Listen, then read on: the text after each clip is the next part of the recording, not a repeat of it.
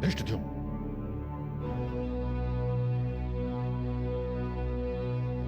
अंगराज कर्ण,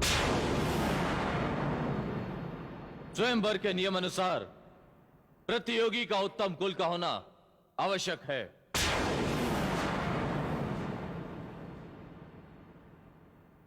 मैं सूत पुत्र का वरण नहीं करूंगी।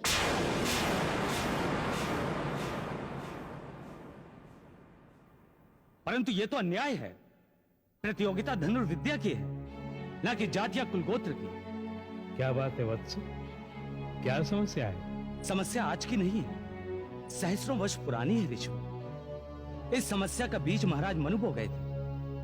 यदि इस प्रतियोगिता में केवल कुलीन व्यक्ति ही सम्मिलित हो सकता था तो इसका उल्लेख निमंत्रण पत्र में होना चाहिए था, परंतु ऐसा नहीं था।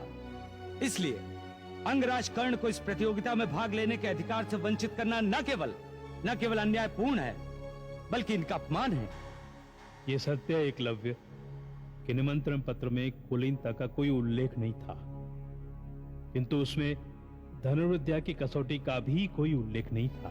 परंतु सबने कसौटी को बिना संशय स्वीकार किया, फिर कुलीनता का प्रतिबंध क्यों नहीं स्वीकार किया जा सकता? आपका तर्क उसी शास्त्र का तर्क है जिसके अनुसार निम्न वर्ग के व्यक्ति को सेवा के अतिरिक्त कोई अधिकार प्राप्त नहीं है। एकलव्य,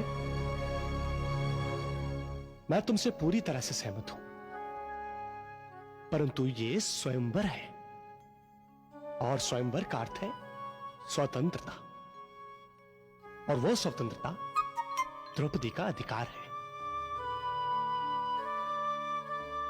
मैं किसी भी जाति को एक दूसरे से हीन नहीं मानता, परंतु स्पर्धा केवल कुलीन जातियों के लिए हो या सभी जातियों के लिए खुली हो, इसका निर्णय न तुम ले सकते हो न मैं।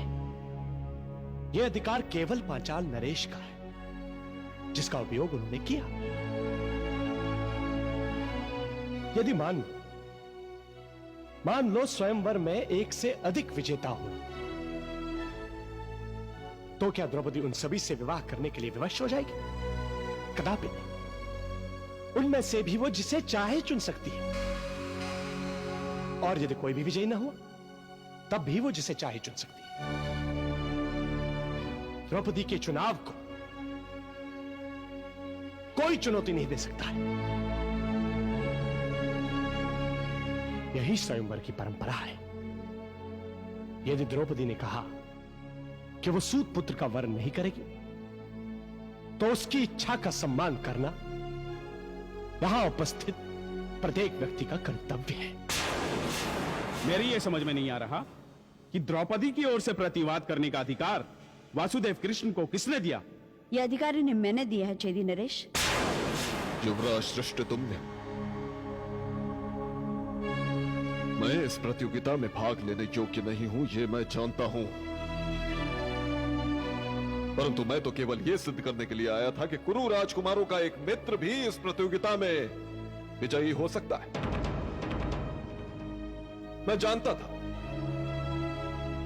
था कि क्षत्रियों की सभा में कभी किसी सूत पुत्र को न्याय नहीं मिल सकता। ऐसा ही अवसर एक बार पहले भी आया था ना, स्मरण है आपको?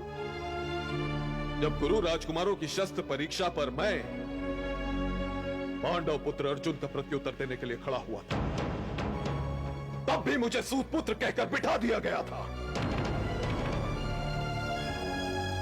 और तब वही मित्र दुर्योधन ने मेरा तिलक करके मुझे अंगदेश का राजा घोषित किया था। हाँ, मुझे आज भी भीम का कटाक्ष स्मरण है मुझे भीम का कटाक्ष। और वो मात्र भीम का ही नहीं, आर्यवर्त के समस्त क्षत्रियों का कटाक्ष था। उन्होंने कहा था कि अभिषेक करके किसी सूत पुत्र को राजा तो बनाया जा सकता है, परंतु उसकी धमनियों में राजवंश का कुलीन रक्त प्रवाहित नहीं किया जा सकता।